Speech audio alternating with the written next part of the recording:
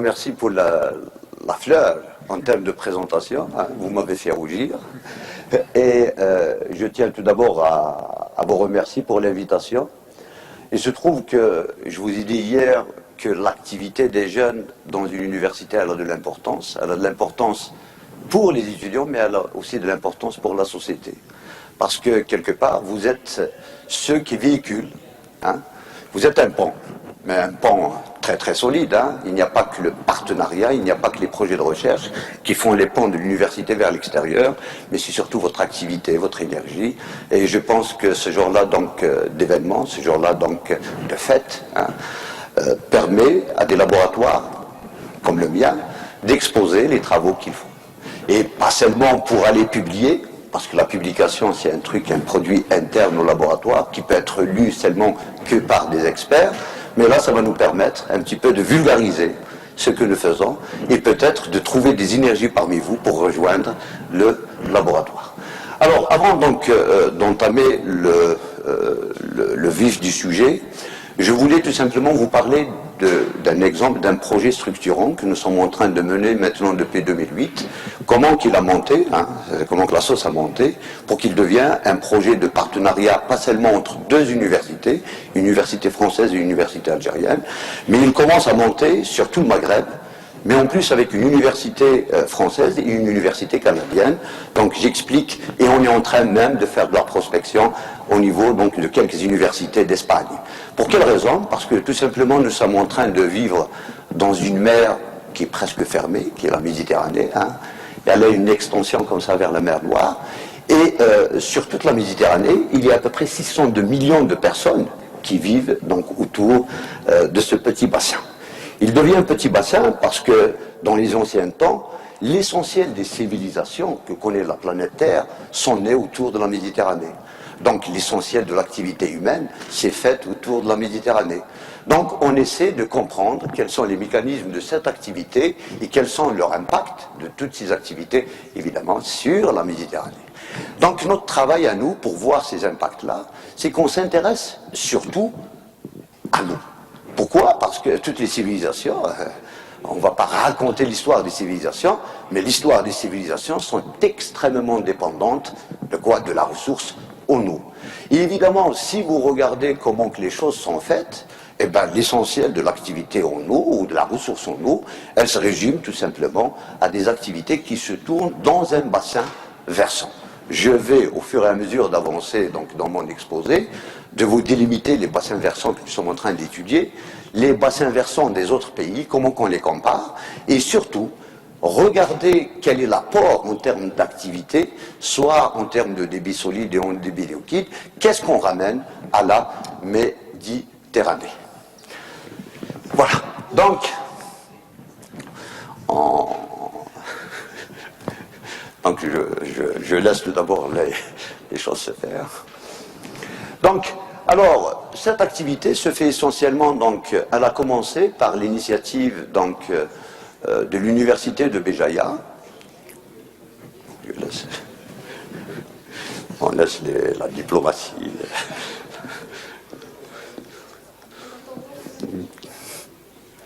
Bonjour, monsieur le recteur.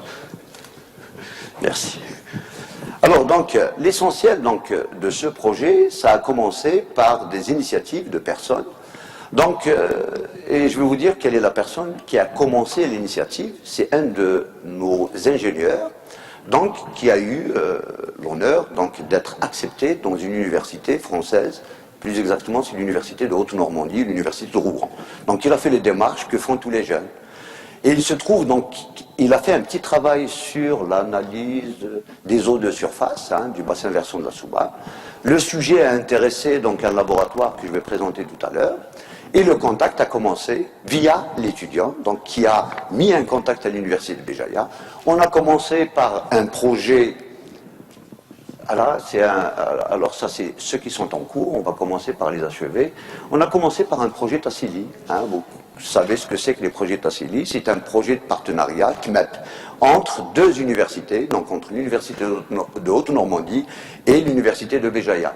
Donc ça tournait autour de la contribution à la connaissance de la ressource en eau du bassin versant de la Soubane, effet du climat, intérêt socio-économique pour la zone méditerranéenne méridionale. Le thème était évidemment axé sur eau et transfert hydro-sédimentaire. Après donc le programme Tassili, donc c'est le partenariat seulement entre deux laboratoires, on a essayé d'augmenter un petit peu la chose et on a accédé à un projet un peu plus long, c'est le projet AUF qui a fait réunir quelques noms. Donc là vous voyez un Français, un Tunisien, un Marocain, quelqu'un de Constantine et quelqu'un donc de Béjaïa. Après donc, évidemment, il y a eu l'appel à projet de recherche national, c'est ce qu'on appelle les PNR. Sur le PNR, le même projet a été accepté. Donc ça, c'est des projets achevés. Je vais essayer de vous raconter quelques, résultats que nous avons obtenus, quelques publications donc, que nous avons faites. Derrière, alors qu'est-ce qu'il y a? Alors maintenant, les projets en cours. Alors ça, comme ça, voilà. Les projets en cours, en plus donc, de la compétence que nous avons acquise sur les projets précédents, nous avons eu encore des projets comme les Envimed, qui sont orientés essentiellement sur le bassin méditerranéen. On a eu aussi un AUCC, donc pour pouvoir comparer un bassin canadien et un bassin algérien. Et on a eu aussi le plus grand projet, c'est le PHC Maghreb. Celui-là réunit à peu près une dizaine d'universités, toujours sur la même thématique. Alors pour vous présenter le cadre global, donc j'avance et voilà. Ça concerne quoi? C'est-à-dire pourquoi on fait ce genre-là de travaux? Sachez que pour pouvoir obtenir des projets de recherche internationaux, il faut toujours s'insérer sur ceux qui financent les projets. Et ceux qui financent les projets, ils ont ce qu'on appelle des objectifs de projection. Et généralement, les projections, c'est quel va être le futur de l'humanité. Bon, dans notre cas, seulement côté besoin en eau. C'est-à-dire comment on peut établir des cartographies par exemple, de besoins de l'humanité d'ici 2050. Et nous allons voir que les projections vont jusqu'à 2099-2100. Donc, à l'échelle du globe, il y a une vision relativement synthétique grâce aux travaux du GIEC. Donc, le GIEC, c'est un groupement d'intérêt, plutôt un groupement international des experts du climat qui font des travaux de synthèse. Mais vous savez, pour pouvoir faire des travaux de synthèse, il faut avoir des travaux préliminaires qui sont réglés de la même manière, qui obéissent à la même méthodologie. Je ne peux pas comparer une mesure qui est sur un bassin versant, là où la mesure se fait chaque 6 mois, par rapport à un bassin versant, là où la mesure se fait chaque jour. Donc l'analyse à haute fréquence, elle est presque incomparable à l'analyse à basse fréquence. À titre d'exemple, si vous faites un flux sédimentaire, c'est-à-dire si vous mesurez des matières en suspension à l'embouchure d'une rivière, par exemple 2 fois par an, ou que vous mesurez 365 jours, les flux sont complètement différents, mais surtout les erreurs sont immenses. Donc le GIEC, qu'est-ce qu'il a fait? Puisque c'est un organisme international qui appartient à l'ONU, il a fait ce qu'on appelle un protocole d'expérimentation et un protocole de simulation. C'est-à-dire, si vous voulez rentrer dans ce type-là de projet, vous devriez obéir à ce genre-là de protocole, d'ailleurs que je vais vous exposer au fur et à mesure que j'avance dans mon raisonnement. Donc, ce GIEC, il a de l'importance aussi politique. Pourquoi? Parce que ce sont des groupes d'experts intergouvernementaux. J'espère qu'un de ces jours, que quelqu'un parmi nous va être désigné donc, comme étant un expert intergouvernemental. Pourquoi? Parce que ce sont les gouvernements qui siègent. Et pour quelle raison ils siègent? Parce qu'ils ont un intérêt de savoir quelle va être l'évolution de la ressource en eau sur leur propre territoire. Alors, maintenant à l'échelle régionale. À l'échelle régionale, c'est-à-dire c'est à notre échelle. La région de la Soumam, elle est vue à l'échelle du Maghreb. Donc ça, c'est une... Et il est grand temps que l'on puisse comparer ce qui se passe au niveau du bassin versant de la Soumam, du bassin versant du Chilif, du bassin versant du Tensift qui est du côté marocain, ou du bassin versant du Cap Banque qui se passe, donc, qui est en Tunisie. Alors, pourquoi? Parce que là, il y a 2 aspects. Il y a la synthèse bibliographique, on ne peut rien faire, on ne peut faire aucun travail sans faire ce qu'on appelle la connaissance cognitive. Tout ce qui a été fait sur la thématique d'intérêt que vous recherchez. Mais le pourquoi de la chose. Parce que tout simplement, nombreuses études, mais elles sont généralement ciblées, soit sur une région ou un hydrosystème donné, soit sur un thème et des paramètres donnés. Si vous prenez donc un travail, vous pouvez vous intéresser par exemple, un débit solide, mais vous allez trouver des travaux qui font par exemple les MES. Mais la technique MES qu'ils utilisent, c'est une technique MES avec beaucoup d'erreurs. Les standards de déviation sont assez élevés. Donc là, vous ne pouvez pas refaire le travail, mais il a été fait il y a 50 ans. Vous pouvez avoir un ordre de grandeur. Deuxième chose, les méthodes utilisées à échelle spatiale appréhendée sont différentes. C'est-à-dire que si vous voyez certains travaux, quelqu'un fait par exemple un suivi de la matière en suspension ou un suivi de la température de l'eau de surface. Aujourd'hui, il la suit juste à l'embouchure le pont, et le lendemain, le pont est un nouveau. Donc, côté espace, il y a une différence spatiale. Il y a aussi une différence temporelle. Il y a des gens qui font donc de l'analyse, par exemple, chaque semaine, mais la semaine, il ne peut pas se déplacer, donc il a un problème de manque de données. Nous allons voir que maintenant le GIEC, il a imposé même comment combler les datas, c'est-à-dire comment régler le problème des missing data. Troisième chose, c'est que les réflexions qui est menée actuellement, c'est bien que de nombreuses études ne sont pas encore publiées et de ce fait difficilement accessibles. Il y a beaucoup de travaux qui sont faits, par exemple les mémoires, un mémoire qui est fait, qui est bien, bonne méthodologie, mais il est difficilement accessible. Par exemple, s'il est publié à Oran, ça va être très difficile pour moi d'accéder à un mémoire de Master 2, je ne sais pas qu'est-ce qui a été fait, et cette difficulté d'accessibilité pose un problème aussi pour les données. Troisième, la quatrième chose, les hydrosystèmes comme les fleuves et les oueds sont des zones donc il y a de l'habitation, où il est difficile de faire la part entre le climat et l'homme. Et là, c'est aussi quelque chose d'important. Donc, et vous allez voir que les données qui nous viennent du milieu institutionnel ont une importance majeure, parce que là, on est dans notre université, mais on ne sait pas réellement comment que l'occupation du sol se fait, comment qu'il y a ce qu'on appelle des projets structuraux qui se font, et dans ce cas-là, on devrait sortir de notre petit domaine d'expertise et à regarder, par exemple, que prévoit l'État en termes d'aménagement d'ici 2025. Je vous ai parlé hier du SNAT, donc du Système National d'Aménagement du Territoire, qui est capté donc par les acteurs locaux pour pouvoir faire le PDAT. Le PDAT, c'est le plan de développement d'aménagement du territoire. Et de ce côté-là, vous pouvez savoir qu'est-ce qui est prévu en termes d'investissement sur les infrastructures d'ici 2025. Donc il y a tout un travail, c'est pour ça qu'il faut un laboratoire, il faut donc des équipes, chacun son domaine, chacun donc organise les choses, et vous allez voir comment on les a organisées, évidemment, pour établir ces fameuses cartes à vulnérabilité. Alors, pour les paramètres mesurés et traités, donc nous avons des paramètres climatiques, nous avons des paramètres hydrologiques et nous avons les paramètres que généralement tout le monde suit. Ce sont les paramètres qualité de l'eau. Sur les paramètres climatiques, vous avez la température et les précipitations. Ça, c'est quelque chose de très important parce que l'Algérie, elle a signé un accord international pour rendre ces données disponibles seulement à partir de 2009. C'est-à-dire si vous voulez accéder à des données daily, donc à des données journalières, donc vous ne pouvez les avoir qu'à partir de 2009. Maintenant, pour avoir des données antérieures, il faut, comme on dit, accéder aux institutions, à titre d'exemple la NRH, donc c'est l'Agence nationale de la ressource hydraulique, pour pouvoir donc accéder aux bases de données. Et si vous y accédez aux bases de données, vous allez voir qu'il y a un sérieux problème de manque de données, mais surtout le sérieux problème, c'est quelles sont les techniques qu'il faut utiliser pour combler les datas, ou combler les données.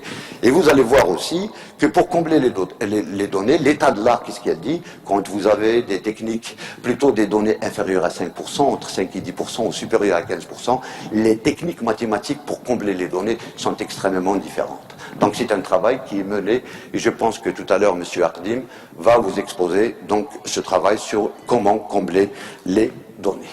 Deuxième chose, ce sont les paramètres hydrologiques. Donc, c'est comment qu'on mesure donc les débits de l'eau. Là aussi, il y a un sérieux problème parce que les stations, il faut les jauger, ce qui est extrêmement rare chez nous. Plus évidemment les relevés piézométriques. Les relevés piézométriques, c'est pour avoir les niveaux d'eau donc des nappes phréatiques. Il reste donc en dernier lieu les paramètres qui étudient le plus donc nos Master 2, nos ingénieurs. Ce sont les paramètres des qualités de l'eau, essentiellement l'eau de surface. Donc, Les paramètres qu'on utilise souvent, c'est la température de l'eau, la matière en suspension, surtout pour aller retrouver les équilibres sur les débits solides, la salinité. Mais là, c'est très difficile d'avoir une vision synthétique de tous les travaux qui se font, ou sur la relation entre le changement climatique et la modification de la qualité de l'eau. Pourquoi? Parce que les études sont généralement ciblées. Généralement, on étudie un endroit et on oublie ce qu'on appelle la répartition spatiale. Deuxième chose, c'est que les méthodes et les échelles sont extrêmement différentes d'un travail ou à un autre. Tout un chacun, comment qu'il fait sa sauce, hein, parce qu'il y a plusieurs méthodes. Et généralement, on ne fait pas très attention au protocole imposé par le GIEC. Les réflexions, c'est ce que je vous ai dit, sont très difficiles parce que la bibliographie, on y accède difficilement, surtout sur la bibliographie faite par nos ingénieurs et Master 2. Il y a donc une distinction entre l'effet climatique et l'effet anthropique, où c'est très difficile de dire ça c'est la part de la nature et ça c'est la part de l'humain. Et la disponibilité des données et durée d'enregistrement qu'exige le GIEC, c'est un minimum de 30 ans. C'est-à-dire, si vous voulez faire une publication sérieuse dans ce domaine, il vous faut des séries chronologiques au minimum de 30 ans. Donc vous imaginez, si vous devriez avoir donc, des colonnes ou des matrices de données sur 30 ans, chaque 12 mois, c'est 365 jours, vous devriez avoir donc, et les paramètres climatiques, et les paramètres hydrologiques, et les paramètres de qualité de l'eau, pour pouvoir faire après de la modélisation, c'est vraiment un travail assez lourd à mener. Alors, maintenant les méthodes. Vous avez des méthodes rétrospectives et des méthodes prospectives. Les méthodes prospectives vont servir à projeter tout ce que nous faisons d'ici 2100. Le GIEC n'a besoin que de cette limite temporelle.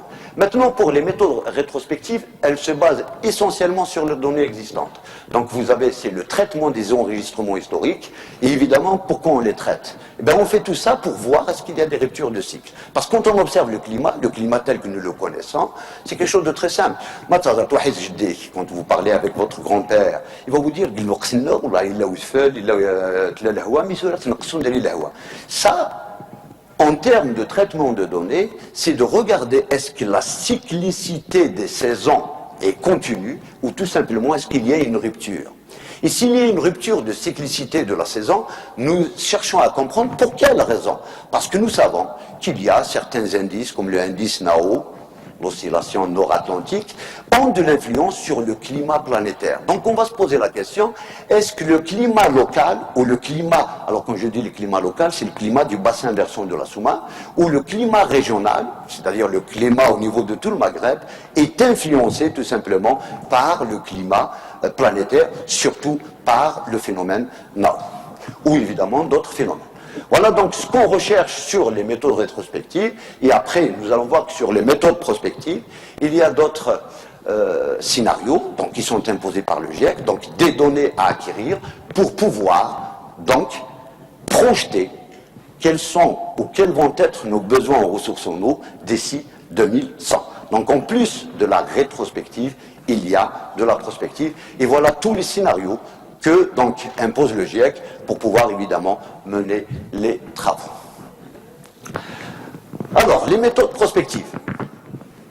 En grosso modo, tout le monde sait que s'il y a, c'est un petit peu l'histoire, qu'il y a un effet par les gaz à effet de serre, donc la température augmente.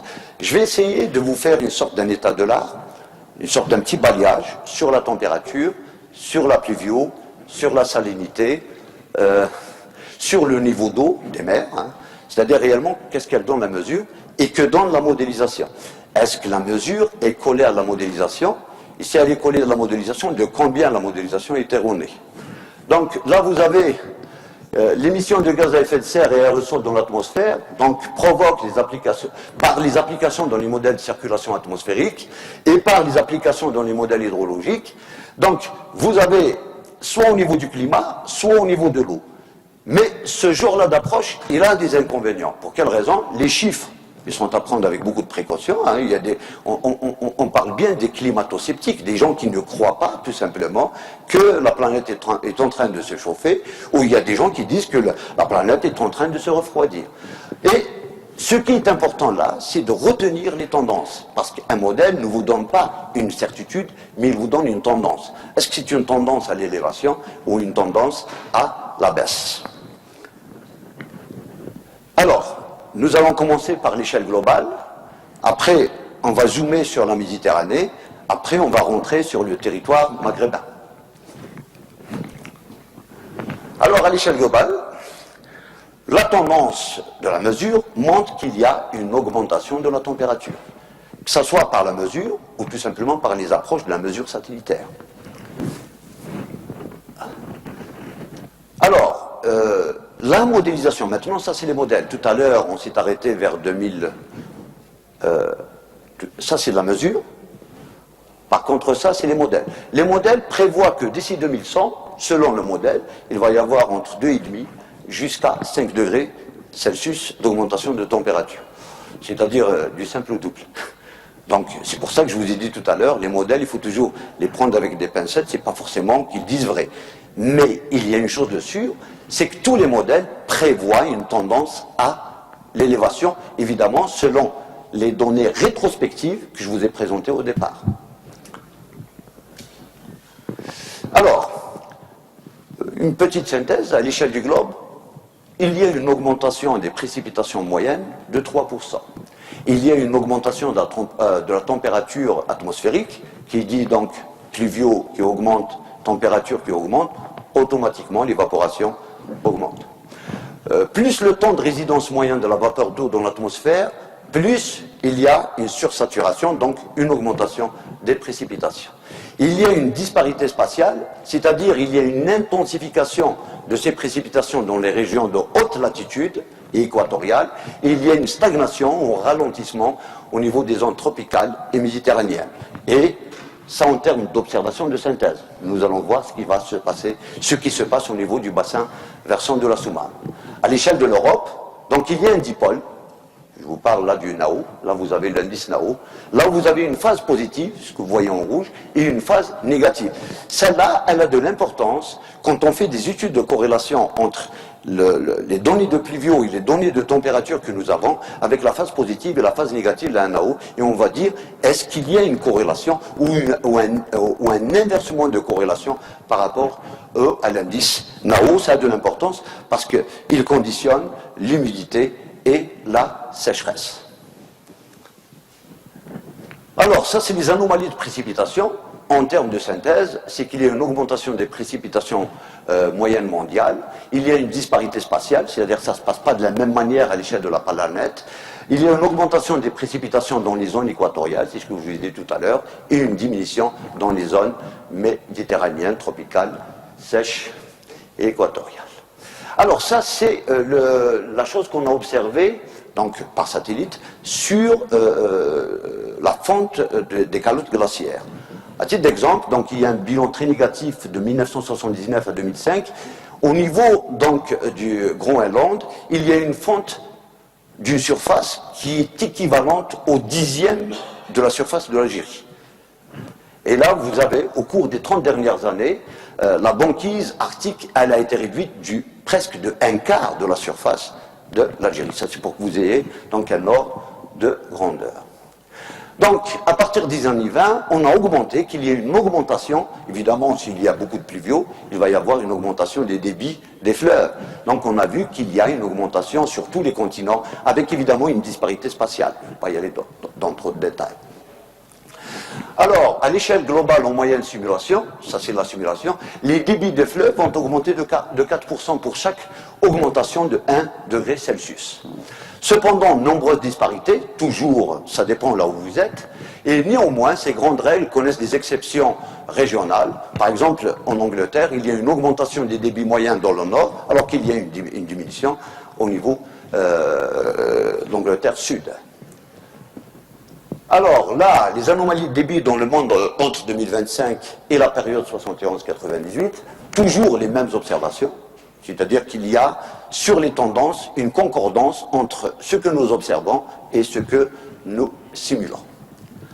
Là, c'est ce qu'on appelle les stocks d'eau. On va voir que dans certaines grandes rivières, les stocks d'eau augmentent, et dans d'autres, et vous regardez surtout le Nil, ben, les stocks d'eau diminuent. On en a parlé hier, que ça peut être objet aussi de conflits assez importants dans le futur.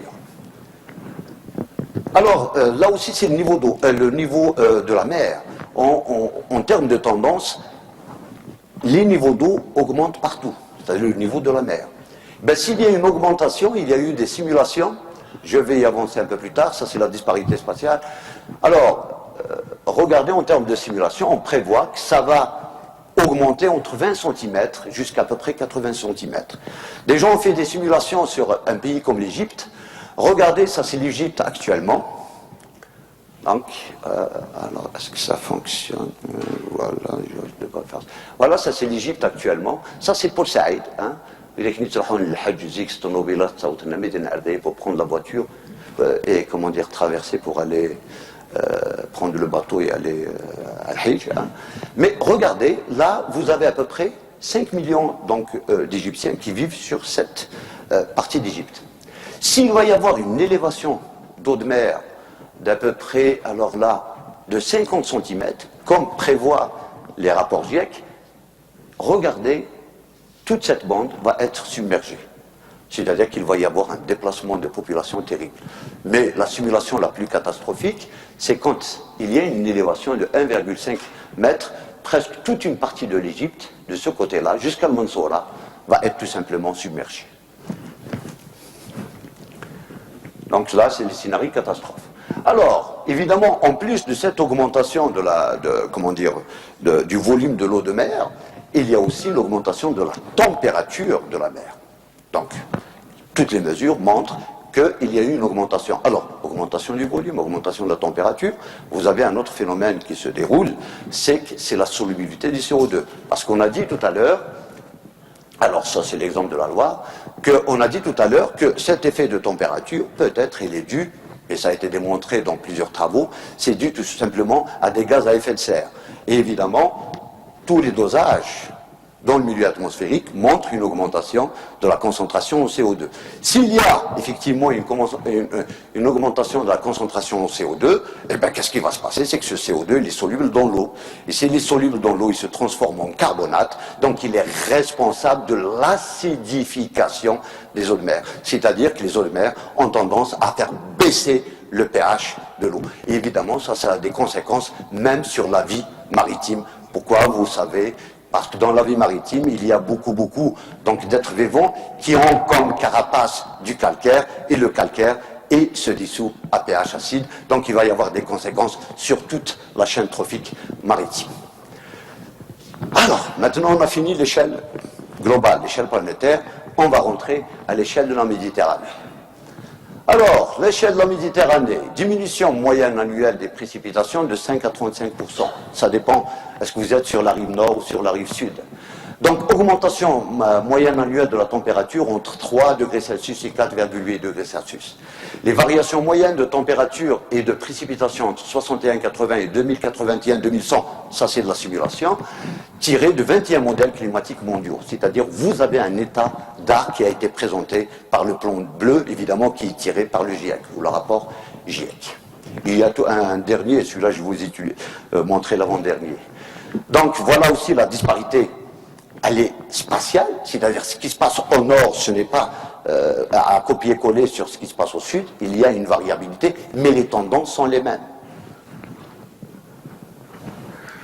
La même chose, ça c'est pour la pluvio. Alors, on synthèse, on va synthétiser, c'est qu'on sait que la Méditerranée c'est un hotspot, c'est un point chaud.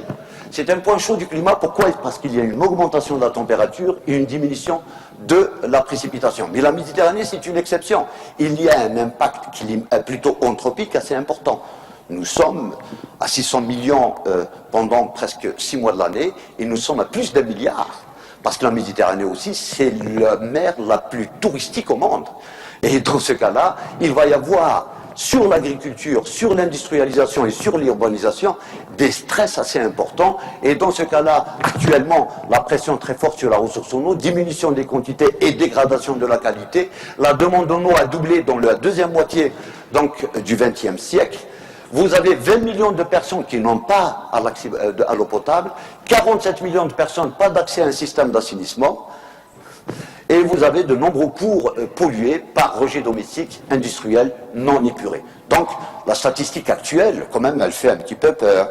Alors, ce qu'on prévoit dans le futur, c'est d'ici 2050, selon évidemment les modèles préconisés par le GIEC, c'est que les prévisions sans modification de la gestion, c'est-à-dire si on reste avec nos méthodes de gestion, voilà ce qui va se passer. Les prélèvements proches ou supérieurs à la limite des ressources renouvelables pour certains pays, mais c'est surtout 290 millions de personnes qui seront en situation de pénurie. Voilà ce que prévoient les modèles. Ils sont extrêmement négatifs. Pour quelle raison? Parce que si on reste avec nos méthodes de gestion, c'est le scénario le plus probable. J'avance. Voilà donc le scénario le plus probable. Ce qui se passe en 2005, en 2025, il y aura des pays qui seront vraiment sous les conditions de stress. Donc il y a eu des indices de mesurer. Regardez comment que la couleur jaune occupe plus d'espace et comment que certaines couleurs se sont transformées en rouge ou là en brun foncé parce que tout simplement ça devient plus stressant avec le temps. Maintenant, on a quitté la planète, on a quitté la Méditerranée, on va rentrer sur le Maghreb, c'est-à-dire notre région préférée. Pourquoi? Parce que c'est notre territoire, c'est celui-là qui nous avait comment dire, vu naître. Donc, il faut vraiment connaître le territoire pour pouvoir prédire ce qui se passe dans le futur. Voilà. Voilà pourquoi je vous présente évidemment le Maghreb. Vous le connaissez tous. C'est pour vous présenter les bassins que nous avons mis à l'étude, pour faire des comparaisons. Pourquoi? Parce que dans chaque bassin, il y a donc des compétences scientifiques, des compétences techniques, chacun évidemment avec ses méthodes de mesure. Donc nous, on s'est spécialisé beaucoup plus sur l'eau de surface. Les Tunisiens se sont spécialisés dans ce qu'on appelle les intrusions marines, et les Marocains se sont spécialisés sur les dénivellations, sur les relevés pésométriques. Évidemment, qu'est-ce qu'on a fait? On a fait des échanges de compétences. J'ai pris ce que font les Tunisiens et les Marocains et j'ai donné ce que devraient faire les Marocains et les Tunisiens. Pourquoi? Pour faire la même méthode et pouvoir comparer nos travaux, évidemment, dans l'état actuel et dans le futur. Alors, juste... comment je vais essayer, voilà, on va essayer de comprendre ce que c'est qu'un bassin versant. Vous avez en bas nos bassins versants, vous avez le Cap-Ban, petit bassin de 430 km², le Cubier-Rumel que vous connaissez, c'est le Constantinois, 8815 km², la Soummam, 9125 km², c'est notre bassin versant, le Sébou, de 40 km² au Maroc, ainsi que le Tensiff, qui est l'un des plus grands, 24 800 km². Voilà ce que c'est qu'un bassin versant. Quand une goutte d'eau donc tombe sur un relief, il faut savoir qu'elle n'a pas beaucoup de choix. Soit elle va à gauche, soit elle va à droite. Évidemment, ce choix-là est conditionné par donc une aire géographique qu'on appelle les lignes de partage des eaux. Regardez en vue aérienne qu'est-ce que ça donne. Ça donne tout simplement un petit bassin. Donc cette eau-là, quand elle tombe, elle est collectée dans des rivières. Évidemment, on n'a pas d'autre moyen, sauf d'être collectée, bon, par exemple dans notre cas, directement au niveau de la Méditerranée. Donc il est grand temps qu'on sache quelle est la quantité réellement de matière en suspension qu'on balance chaque année dans la Méditerranée. Donc il est grand temps de faire de vrais travaux d'érodabilité. Pour quelle raison? Eh bien parce que tout simplement, sur nos bassins versants, ce sont de bons conducteurs de matière solide directement vers la mer. Donc, quelque part, on perd de la terre sur la terre, mais on est en train de changer complètement les niveaux sous-marins. À titre d'exemple, sur nos travaux, nous venons juste de démontrer que nous balançons à peu près chaque année 700 millions de tonnes de matière en suspension chaque année. Et c'est un bilan que nous avons fait en mensuel. Vous pouvez être sûr que nous pouvons commettre une erreur de 44% si nous avions fait notre bilan sur le journalier. Et maintenant, même sur le journalier, les gens ne l'admettent pas beaucoup parce qu'ils le font en infrajournalier. Je pense que tout à l'heure, M. Hardim va vous exposer quelques approches sur ces méthodes-là, parce que de plus en plus, les gens veulent connaître la réalité des choses sur la haute fréquence, c'est-à-dire avec un minimum, ce que permet la technologie, 15 minutes. Donc il y a des mesures au départ de 15 minutes. Donc là, vous avez, j'espère que ça va, voilà. Les données institutionnelles, elles sont très importantes, et généralement, on les ramène Et on les structure, évidemment, selon notre vouloir. Les données institutionnelles, ce sont les données quand, généralement, on ramène le système national de l'aménagement du territoire. Sur cela, nous avons la vision de ce que veut l'État en termes de projection et d'aménagement, en termes d'infrastructures lourdes, en tout cas sur le domaine de notre intérêt, par exemple les barrages, d'ici 2050, les retenues collinaires, la pénétrante, elle a un impact évidemment sur la ressource, etc. Donc nous regardons pour quelles raisons? Parce que nous pouvons les caler sur nos cartes et après on peut appliquer des outils géostatistiques, évidemment pour faire des calculs d'intérêt. Alors, voilà toute l'architecture des données institutionnelles qui sont organisées de cette manière-là. Donc vous voyez que tout ça va être évidemment recalqué, géolocalisé, évidemment pour construire une base de données de systèmes d'information géographique en multicouches. Alors, toujours les données institutionnelles, comment ils sont organisées. Et là, en plus des données, ça, les institutions, ils sont assez champions pour leur donner. Mais par contre, ils ne sont pas assez champions sur la mesure. Ça, c'est le rôle de l'université, ça, c'est le rôle du chercheur. Voilà donc les données. Nous avons des données séries chronologiques climatiques, pluvio, température, évapotranspiration, qui remontent jusqu'à 1902. C'est quand même quelque chose. Nous avons des mesures de flux hydrosédimentaires, maintenant depuis 2008, sur de l'hebdomadaire. Nous avons donc les mesures des paramètres de pollution, les mémoires qui se font essentiellement ici à l'université, c'est beaucoup plus ce chapitre-là.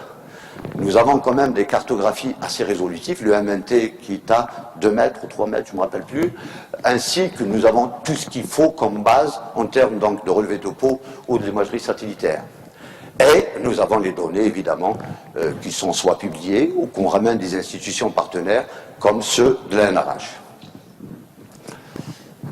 Bon, je ne vais pas tout vous raconter, mais en grosso modo, ces données-là sont assujetties à des traitements. Et vous allez voir tout à l'heure un exemple de traitement. Par exemple, si je vais regarder sur une longue série chronologique qui dépasse la 30 années, si je veux calculer des ruptures de cycle, je n'ai pas mille et une méthodes. J'ai soit la technique par ondelette ou par le Weibull qu'on est en train de tester ces jours-ci. Donc là, c'est tous les travaux qu'on applique, évidemment, chez nous. Là, c'est les bassins assujettis à la mesure. Alors là, oui. Là, c'était pour raconter que non seulement ces projets de recherche avaient de l'importance pour aller publier, mais surtout nous cherchons toujours du partenariat et nous ciblons évidemment les créneaux de formation. Parce que honnêtement, un chercheur, quand il commence à avoir des cheveux blancs, il n'est plus efficace sur le terrain, il est beaucoup plus bon comme manager, mais il recherche toujours des jeunes, donc on cherche quel est le cadre. Les cadres, généralement, qu'est-ce que c'est? C'est soit des masters de formation ou des écoles doctorales. Là, on détecte évidemment des individualités pour pouvoir les injecter dans des cycles de formation. La même chose, toujours dans l'esprit d'aller rechercher les jeunes, les volontés pour faire ces travaux-là. Voilà, j'avance et voilà, on arrive. Je pense que tu l'as installé hier. Donc là, vous avez, c'est le MNT, c'est le modèle numérique de terrain, c'est une image. Là, vous avez un piézomètre. Là, vous avez un multiparamètre. Et là, vous avez un préleveur automatique. Qu'est-ce que c'est? Donc, pour faire de la mesure actuellement, de plus en plus, ce n'est plus aller à l'oued, prélever une quantité d'eau, prendre son thermomètre, regarder la mesure, et après revenir quelques jours pour refaire la même mesure vous ne savez pas ce qui se passe entre les deux points de mesure que vous faites. Maintenant, on place des sondes de ce type-là.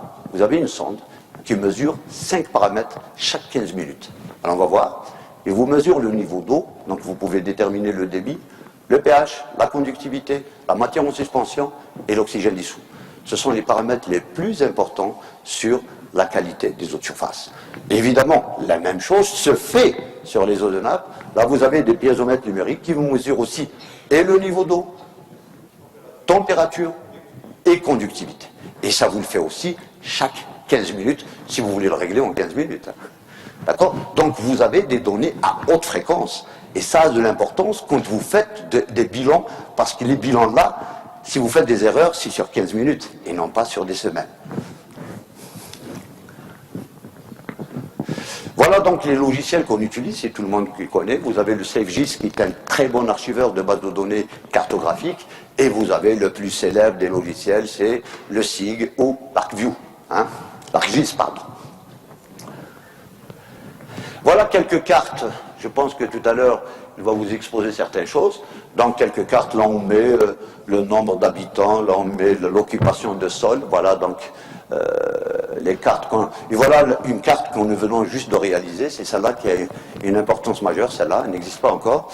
Vous avez le MNT terrestre et vous avez le MNT sous-marin. Alors, cette carte aussi, elle a de l'importance. Bon.